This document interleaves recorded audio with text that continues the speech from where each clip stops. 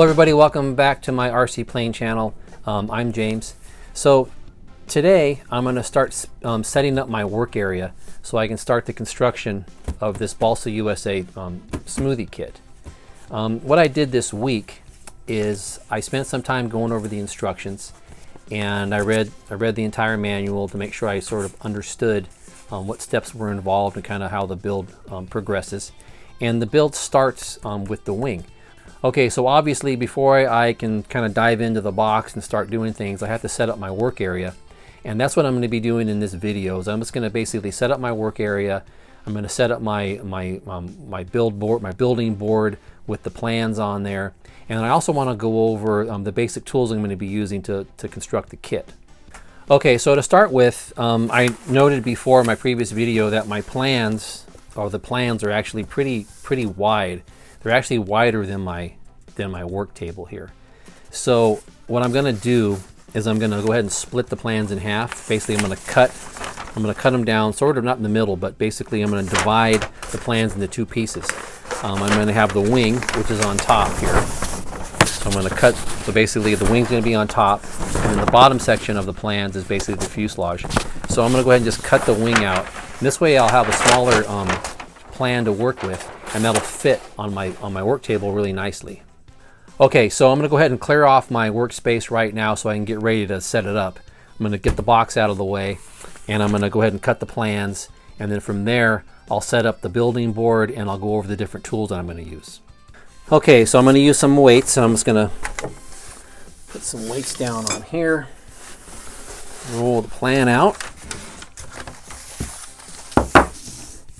There's that right here. Oops. Okay, so here's obviously the wing is right up in here. And the thing about it is that this is a symmetrical airfoil. So basically they only have to give you half of the wing on the plans. It saves a little bit of space for them, because basically I can just go ahead and build and construct this wing, and then I can construct the other wing the same way, and then you just flip it over and you put them together. So that's sort of a nice thing. If it wasn't a symmetrical airfoil, then I'd have to have the entire wing on the plans, or these two sections with half a wing each on it. All right, so this doesn't have to be perfect, but I like to be neat. So I want to keep my stuff kind of straight here if I can. So I'm just going to use an X-Acto blade, and I'm going to use a straight edge. I'm just going to cut it.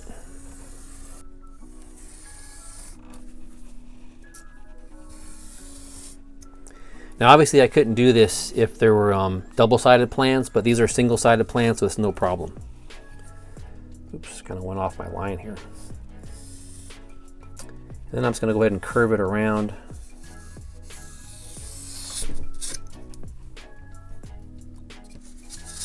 There we go. Okay, so there's our wing cut out and ready to go. Okay, so I'm going to be setting up the wing on the building board, but I still need to keep these plans, of course, handy, obviously, because they do have the cross section of the airfoil or the wing section here. So I'm going to be referring to other parts of the plan besides the wing as I build it. But anyhow, I'm going to go ahead and roll this up and put it off to the side for now. Okay, so now it's tool time. All right, so the first tool that you need, obviously, is a good workspace to build your plane on. Now this actually is pretty important for a plane that you're building on a plan set. For example, I'm building the wing. I'm going to be building the wing on the plans on a surface.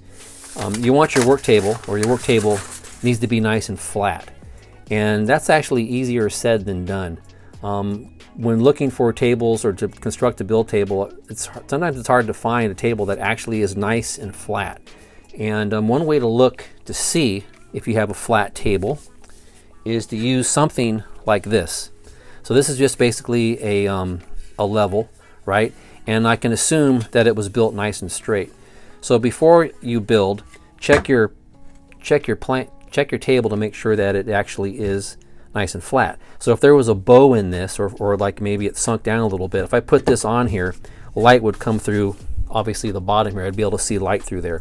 Same thing as if it went, if it kind of bowed in this direction, or kind of like was droopy or something like that. Something like this, like a level like this, would rock back and forth. But this is nice and straight. I spent a lot of time trying to get this to build this table nice and flat. But one thing you want to do is try to make sure that your build surface is going to be flat when you're building on plans. Now, if you're putting together like an ARF or something like that, or if you're not building on the plans directly, then it's not actually that important to have a real flat table. But if you're building the airframe and you're putting it down on the table and then pinning it down and constructing it that way, the way this kit is, you need to have a nice flat table. Now, if there is a bow, or there's like maybe a sunken area in your table, that's okay. You can actually work with that, and there's a technique to help you sort of flatten things out, which I'll show you in just a second. Okay, so before I kind of show you kind of what you can do if you do have sort of a table that's not perfectly flat, I want to put my building board down. And for this, I'm just going to use this, which is a simple, this is just basically an acoustic, a 2 foot by 4 foot acoustic ceiling panel. You can get these probably at a lot of places. A lot of hardware stores have these. And these are perfect for building your planes on, because when you put your plans down, right, like this, this gives you a nice surface to pin the wood parts down onto. It's about a ½ inch thick. It's about a ½ inch thick, and it accepts pins really nicely. So you can place a pin very easily, and it's nice and firm, and it's stiff, and it will hold everything in place really good. So I always build on an acoustic ceiling panel. Now, there's other ways to do it. You could probably, if you had to, you may be able to do like a thick piece of cardboard. Some people use like a metal sheeting, like sheet metal, and use magnets to hold things down. But I found this to be well, this is the only way I've ever done it, and it's always been successful for me. So I stick with it. So whether it's a piece of cardboard or it's acoustic ceiling panel, when you place this down on your table, because this is, you know, flexible, it's going to form, or basically kind of follow the table geometry. So if you did have a low spot, for example, in your table, you can build that up. Now, there's a way to do that, and let me show you here. So I only have a little bit, but let's just say, for example, like my table had a little bit of a bow in it. You could take newspaper. Let me get this out of the way. So you can take newspaper, and I don't have very much here, but let's just say that I had like a low spot in my table. You could build up with newspaper, sort of like laying this in there like a bunch of leaves. You can lay down layers upon layers upon layers of newspaper, as much as you need, and because it's thin, you can basically fill in as much space as you need. So let's say the table had like about, you know, like an 1/8 of an inch sort of sunken kind of area in it. I could build that up with, for example, enough newspaper, and just kind of build it up and sort of make up that gap, and then place the acoustic ceiling panel on top of that area right there, like that. And then, of course, I could then go back and check it to see if it's nice and flat, and that's all I would do. All right, so now I have my my work board, and I'm going to go ahead and put plans on here.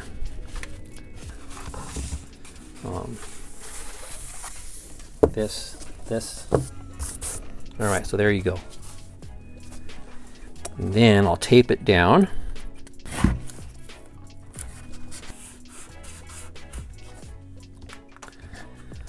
Okay, so I got my plan taped down here now.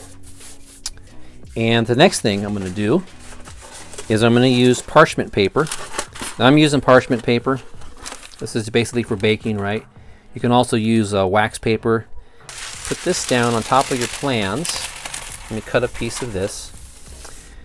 So as you construct this, you're going to have your wood on the plan, and glue's going to eventually glue's always going to get kind of work its way down to the plan.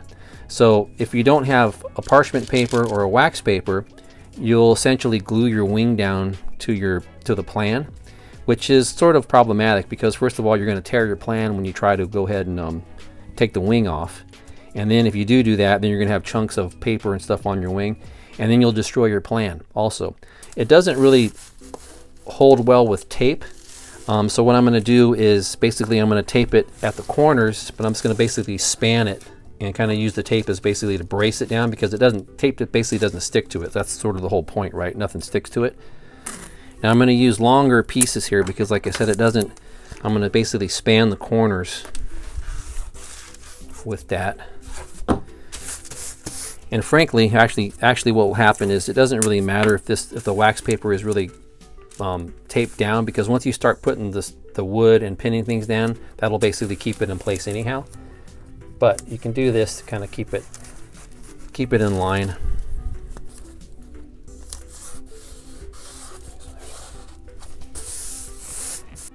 Okay, so there's the plan for the wing setup. It's nice and ready to go.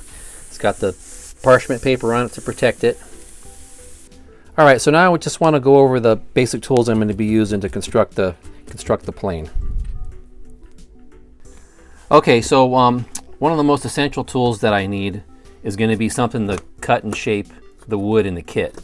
So the kit comes with the preformed or the pre-cut pieces like this, like some of this balsa blocks.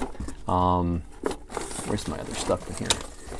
Here, for example, there's the firewall, and then this is the landing gear plate. So there's some pre-cut stuff.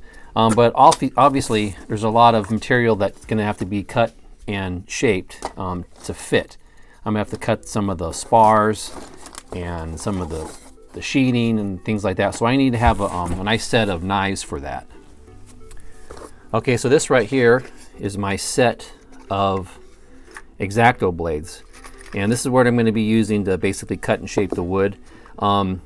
I have just some things I've collected over the years, but I have, a couple different kinds.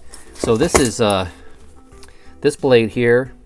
That's kind of like a pretty much standard. This is a number, I think a number 11 X-Acto blade. So of course you can see it's very sharp and it's very pointy. And then another one that I like is this, which I think is a number 16. And I actually use this one a lot. This kind of looks like a scalpel almost. But I like this one because it's blunter. It's kind of like a little chisel, and it's stronger. For something using the number 11, it's very pointy and it's easy to break the tip off. So I like using this one to kind of get like in corners and small areas and hard to reach areas, and I can kind of use it like a chisel, and I can cut things, and it's also stronger. I can press down harder on it when I need to try to cut something that's a little bit more difficult. But anyhow, so these are sort of like my main knives I'll be using, which is just basically kind of like standard X-Acto blades. Okay, one thing about the X-Acto blades is, if you've ever used them, is that they go dull pretty quickly. They don't last forever. And I get tired of throwing things away. So I've actually trying to practice. I got myself, this is a number 1000 sharpening stone. And actually I've gotten pretty good sometimes at being able to sharpen these blades. I know it seems maybe kind of silly to some people because these are sort of considered, they're considered disposable. But I have actually practiced working with the X-Acto blades to basically keep them sharp. And I can keep a blade almost through an entire build without having to replace it. Sometimes I can't get it to work, sometimes I'm less successful. But overall, I've had some success at basically trying to keep my blades sharp using like this sharpening stone. And you can also use kind of like finer grade sandpaper also to do it.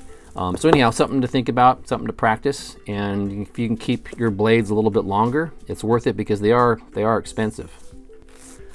Okay, so the X-Acto blades are going to be good for cutting the softer woods like the balsa, for shaping and cutting up the balsa pieces. Things like this to help carve this into the right shape, cutting the spars down to the correct length and things like that. That's what these are going to be really good for. The other type of wood that we have in the kit, like I mentioned, are things like the plywoods. This is a plywood, and also the hardwoods. So here's a hardwood block, like right in here. Those aren't going to be very easy to cut using X-Acto blades. So for those, I'm going to be using basically saws or razor saws. Okay, so here I have a variety of razor saws. So these are just kind of these straight ones. These are, I don't know what size of teeth they have on them, but basically they're very, very fine. and that's really good for cutting plywoods and also like the dowels, because dowels are hardwood and they're hard to cut. It'd be difficult. You can roll, you know, you can cut a dowel using an X-Acto blade. You can kind of roll it, but having something like a razor saw is really convenient. Here's a small razor saw I got. Forget where I got this one, but this is pretty nice also. And then if you don't have razor saws, of course you can use just a standard kind of hack saws with the fine blades on them. And I have 2 of these that I use a lot for that. So again, those are going to be more for trying to cut the plywoods and the hardwoods. All right, so I can go ahead and cut directly on my my working board, but over time that would basically tear up the plans or cut up the plans, and I would probably end up cutting up the actual board itself. So I like to have one of these, which is pretty common. These are just basically a cutting mat, and it's small enough to where I can kind of move it around, move it out of the way, and then I just cut directly on this. It's a self-healing, they call these. This is a self-healing cutting mat, and it's pretty convenient to have to cut on top of that. It's a nice surface to work on. You know, if I need to try to cut something like this, you know, I can score it and not have to worry about damaging my plans or damaging the table. Okay, so the other item that I'm going to be using is going to be sandpaper. So I have a couple of different sanding sort of blocks. I actually have these also. These are sort of I forget what grit these are. They're not very rough, but for balsa wood, and these are kind of soft. These are like these foam blocks. I think this is around maybe a 400, and maybe this one's a 300 or something. But okay, so balsa wood's pretty soft, and you don't need a very coarse sandpaper. This is a 150, and I think 200 is probably 200 to 150. 150 is probably the coarsest I would use, and then I'm usually using about a 200, somewhere between a 200 and a 400 grit.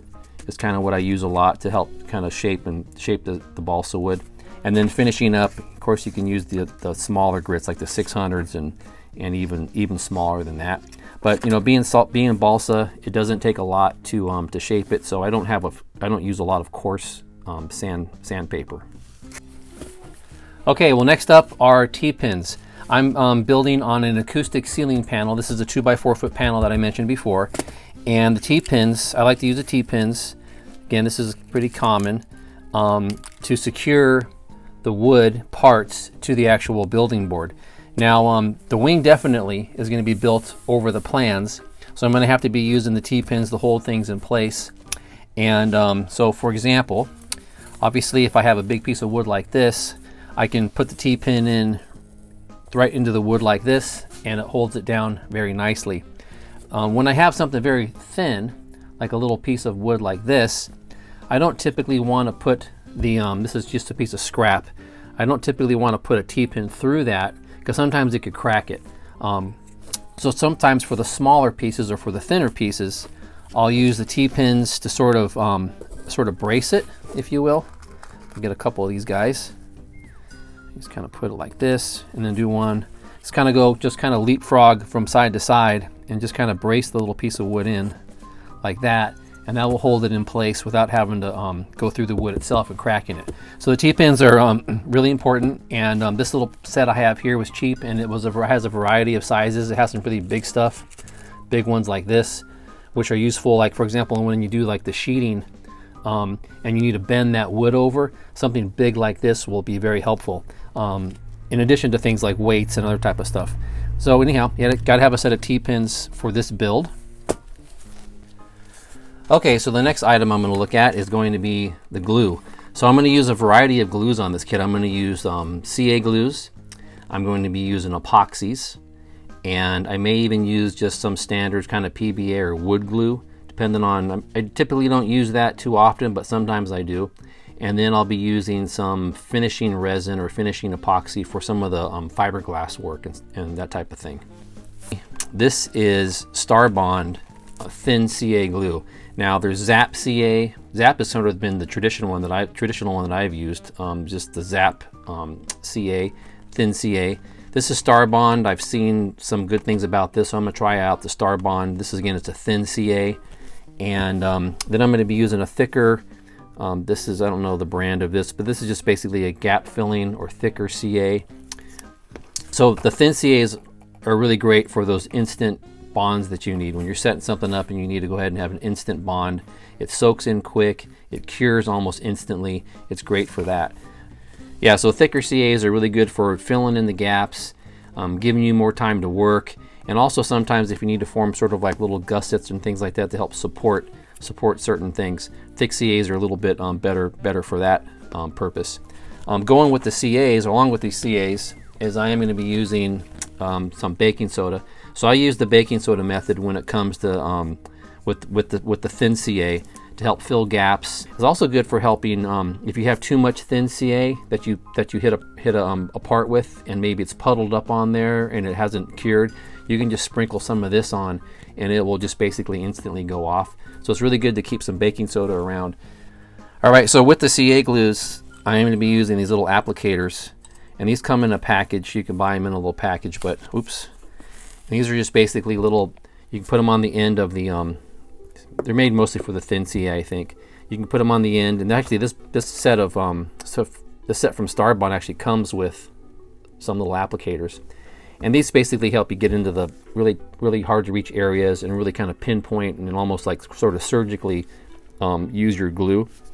And the thing about these is that, again, they're kind of disposable, right? You buy a package of them, but you can actually keep these for a long time.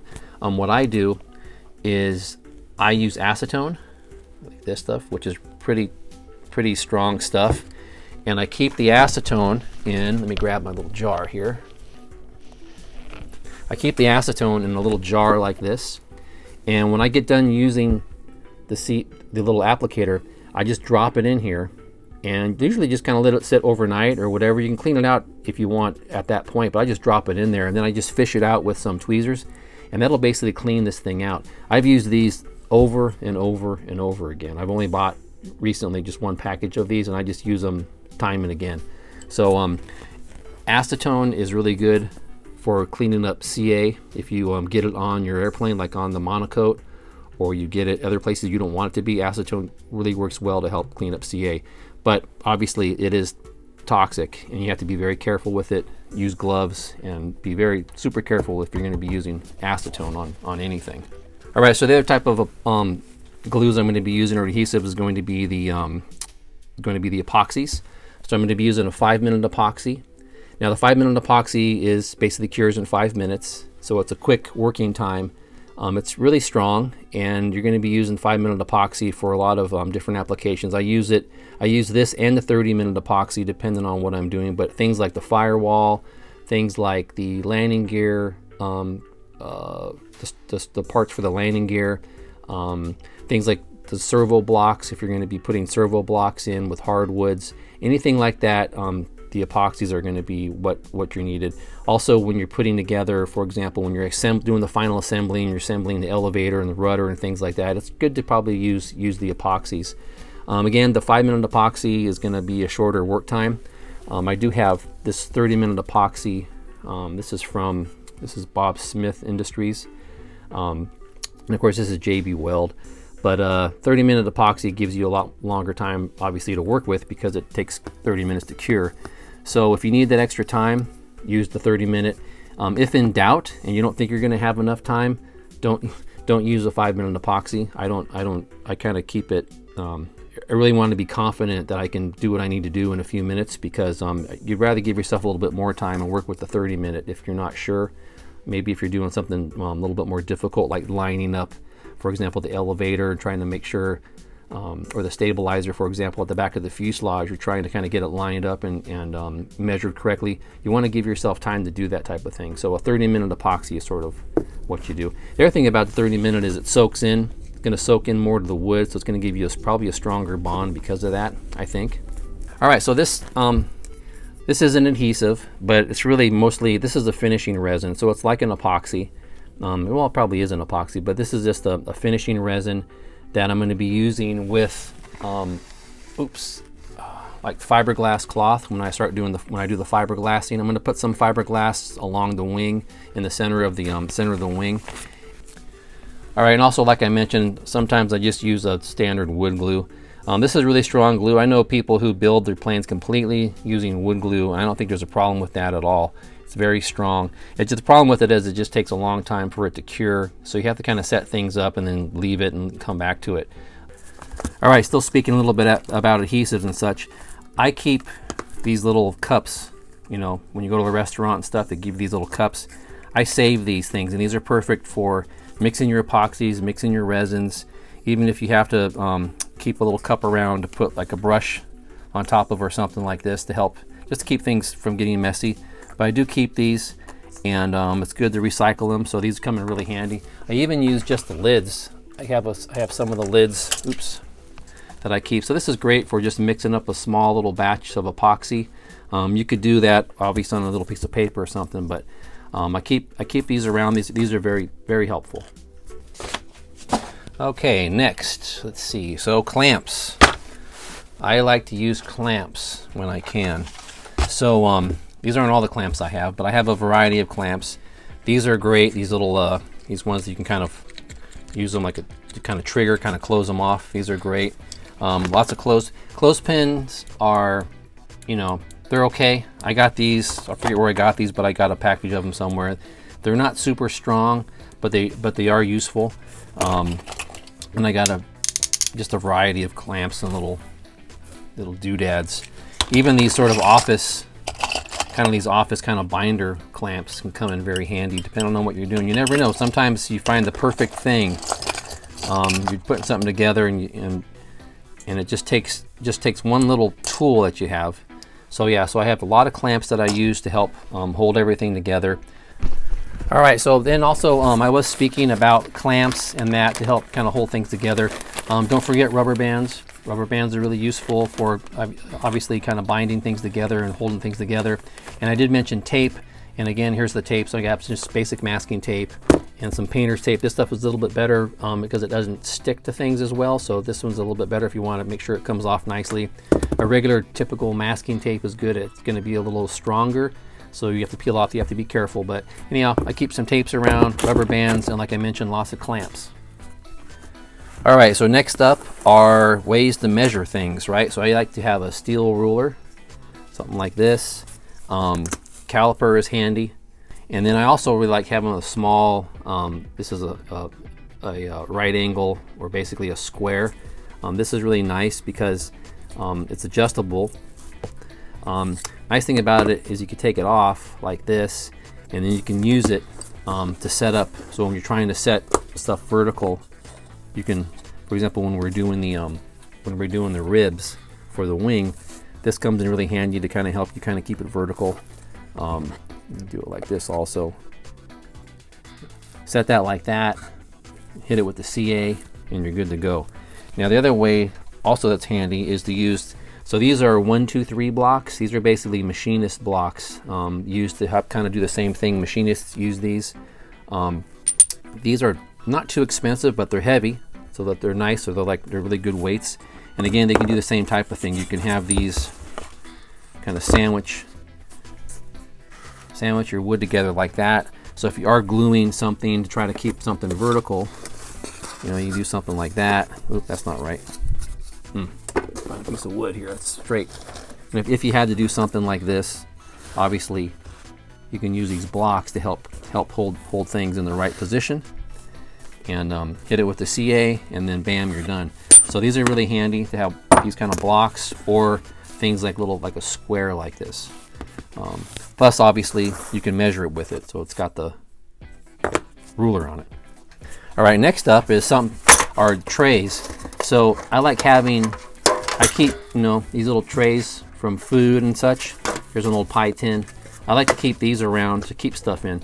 So when I go and I take this hardware package apart, I'm going to dump that into a tray like this, or like this. I like these. Oh, these are these old cupcake tins I have. I forget where I got these, but these are pretty old. And of course you can see here I have just some junk in there.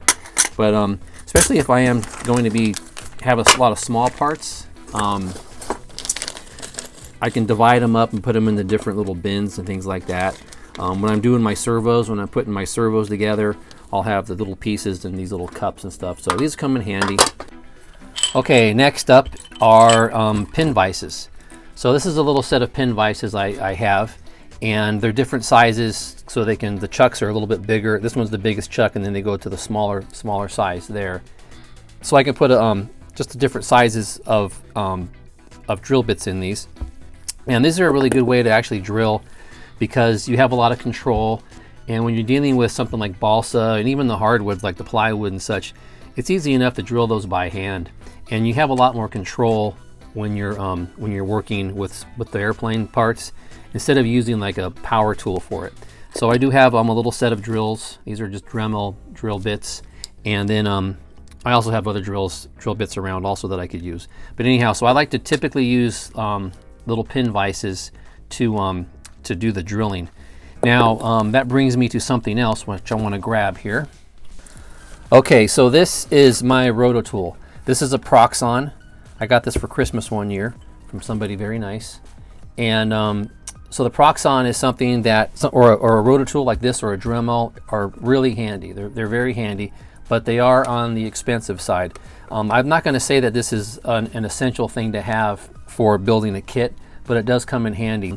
But again, it has this thing obviously has a variety of bits and things you can put on it. Cutting tools, drilling, routing or router type of bits. And I use this a lot when I'm building. All right, so next up are just going to be some of your more basic tools that you would use for a lot of things. So I have a nice little set of screwdrivers. It actually has the Phillips and the flathead. It's got this little handle to make it bigger. It does have a little owl on it, or owl. I keep getting that messed up, but anyhow, it's got one of those little pointy deals. That's helpful. So this is a cool little set. This is like one of my favorite little sets of screwdrivers. I take this with me when I go out in the field, and I use it here in the garage. Of course, some just typical needle nose pliers, regular pliers. I have a little set here. These are Crescent. These are some smaller sort of needle nose pliers, but they're a lot smaller. Then I have these little kind of wire cutters, things like that. This is something, I have a brush that I like to use. This is just a cheap brush, and this is really handy for cleaning off the workspace, cleaning off for example, if you're sanding down your the wing or the fuselage. It's good to have, like, I keep a brush around just to kind of just knock stuff off. All right, next up are to have some types of weights around that you could use to kind of hold things down. I mentioned these machinist blocks, these 1, 2, 3 blocks. These are nice. Obviously, they're nice and heavy. I have this. This came out of some electric motor. I have this. I have this old weight, this old iron weight here. Anyhow, I have a bunch of weights that I use, and again, I use these a lot when maybe if you're trying to hold something down, obviously, and you need to kind of keep pressure on it, or you need to maybe balance it on something like that and keep pressure on it. So having some weights around is handy. All right, so I think I can go on and on and on about tools, but let me show you a couple more. So this is something that I like to do. So of course, when we get to the point where I'm going to start putting the monokote on the airplane, I need to have an iron for the monokote. Same thing for Ultracoat or Solartex or any kind of iron-on fabric. You need to have an iron for it. So I have two. I have this basically this sort of like normal size one. Then I also have this little finer detailing iron. This is the Hanger 9. This is an old Thunder Tiger. I don't think they even make these anymore. And what I like to do is I like to keep my, I've mentioned this before, but I like to keep my irons in just a basic garden pot like this, a terracotta pot, when I'm using them, because they get really hot, obviously, and they do have a potential for catching things on fire. So I keep them in a pot while I'm using them. I can even just take this, it doesn't really matter, I can do it different ways, but I like to put this on top of here. I can rest them up on top like that, you know, just to keep things safe. And it's just, the terracotta pot's not going to catch on fire. So I find this to be a very useful and safe way to work with my irons. And then going along with that, I have a couple of heat guns. This is a small heat gun. I actually got this with some heat shrinking tube kit that I bought for electronics, and it has a small little, it's kind of little small heat gun. It actually works really well. And then the other thing I have is pretty common also, just a standard heat gun. Now this is, you can buy a heat gun for monokote like on a hobby website or something like that. but that's not really anything special.